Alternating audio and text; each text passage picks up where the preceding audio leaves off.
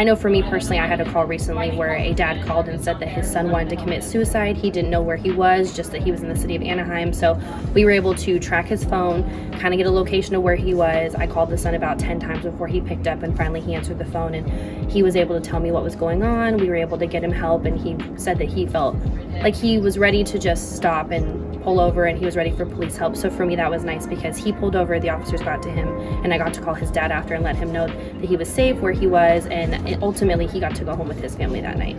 As far as getting updates on the calls, we do have the ability to be part of our officers in patrol. When they go out, they do incident debriefs where they show videos on critical instances that they do post on the department's YouTube page as well, where they'll show you body-worn camera footage, kind of things that happen along with the dispatch call. So that's helpful for us and the officers, and as well as the city, to see what we do on a day-to-day basis.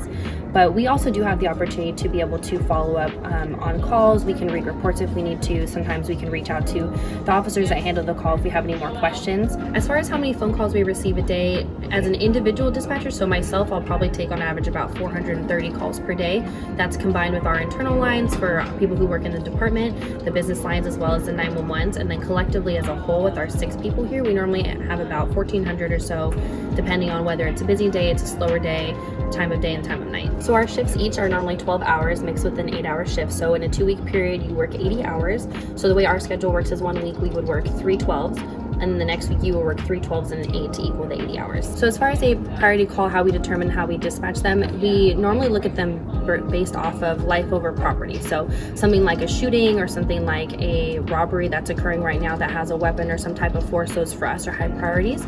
So those are dispatched immediately. We send them out right as they come in with no time of delay. Whereas calls where it's more of like a property crime, say your business got broken into, no one's in there and everyone's safe, that can be something that can be handled on less of a time priority than if someone's being injured or something's happening right at that moment. As far as how many police cars that we send to each call, it depends on the priority. We have 5 different priorities here, 1 through 5. And so for each one, we know when it's a priority 1, priority 2, or priority 3, we send at least 2 cop cars or 2 officers, so that way they have a buddy with them, make sure they don't go into anything alone.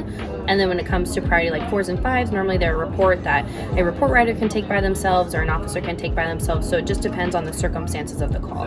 So we handle here multiple calls a day. Some dispatchers can answer up to 100 calls. We can enter in for actual service for officers to go to up to 100 as well. It kind of depends on what the call volume of the day is. So for us, we work as a team of 6. Since we are a very busy department, we have 6 people who work, 2 on the radio and normally 4 on phone. So when it's busy, we're having to multitask. We just have to depend on each other and know that I would have your back as much as someone else would have mine, and make sure that we can be there to support each other when it is really busy here. So the way that 911 calls are received only to the city you're in is they are GPS from the cell tower. So if you're in Anaheim, you'll be getting Anaheim PD.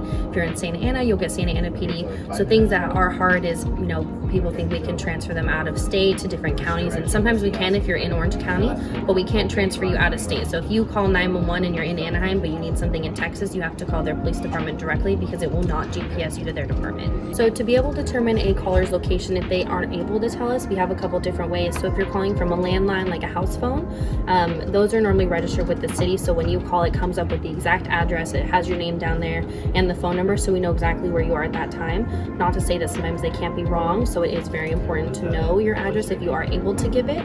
Hotels and businesses also are kind of on the same thing. They have a landline phone that tells that as well. But if you call from a cell phone, we are able to see it within a certain amount of meters. So it gives us a general GPS location. It doesn't specifically say exactly what your address is. So we have that option, which gives us kind of, if you're calling and you can't talk and we need to send someone right now, officers can start heading that way just based off of the general location until we're able to narrow it down.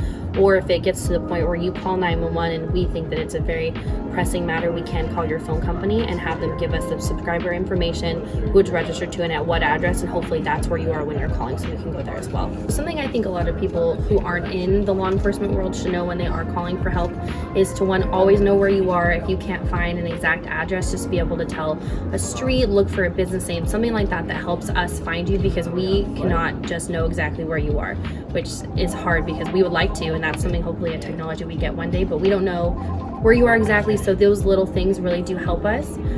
Also, something that would be good to know is to not be frustrated when we ask you multiple questions. It's not that we aren't listening, we don't think you know what you're talking about. We do have to answer a certain set of questions for the officer's safety, for your safety as well, and to really make sure that we are doing the best that we can to get you the resources that you need.